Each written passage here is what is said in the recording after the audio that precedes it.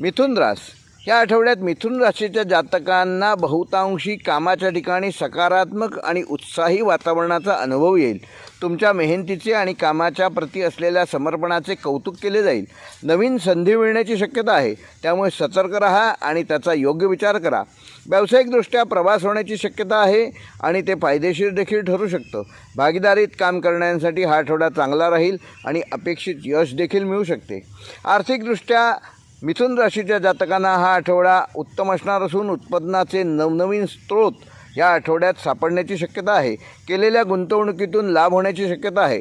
मात्र अनावश्यक खर्चावर नियंत्रण ठेवा. कुटुंबातील सदस्यांच्या आरोग्यावर खर्च करावा लागू शकतो. विचारपूर्वक आणि बजेटनुसार खर्च करणे आवश्यक आहे. या आठवड्यात तुमच्या प्रेमळ आणि मैत्रीपूर्ण स्वभावामुळे कुटुंबातील आणि मित्रांमधील संबंध अधिक दृढ होतील. जोडीदारासोबत चांगला वेळ घालवण्याची संधी मिळेल. नात्यात मधुरता येईल. अविवाहित लोकांसाठी नवीन व्यक्ती भेटण्याची शक्यता आहे, ज्यामुळे त्यांच्या जीवनात आनंद येईल. कुटुंबातील सदस्यांच्या गरजांकडे विशेष लक्ष द्या आणि त्यांना विशेष करून वेळ द्या.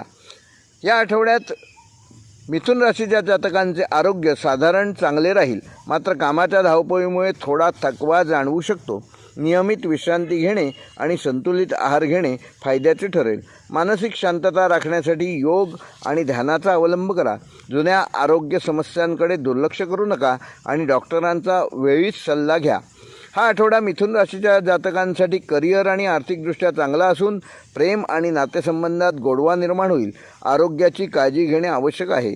नवीन संधींचा स्वीकार करा आणि सकारात्मक दृष्टिकोन ठेवा. मिथुन राशीच्या जातकांसाठी शुभ रंग आहे हिरवा आणि किरमिजी आणि शुभ अंक आहे 3 व 6.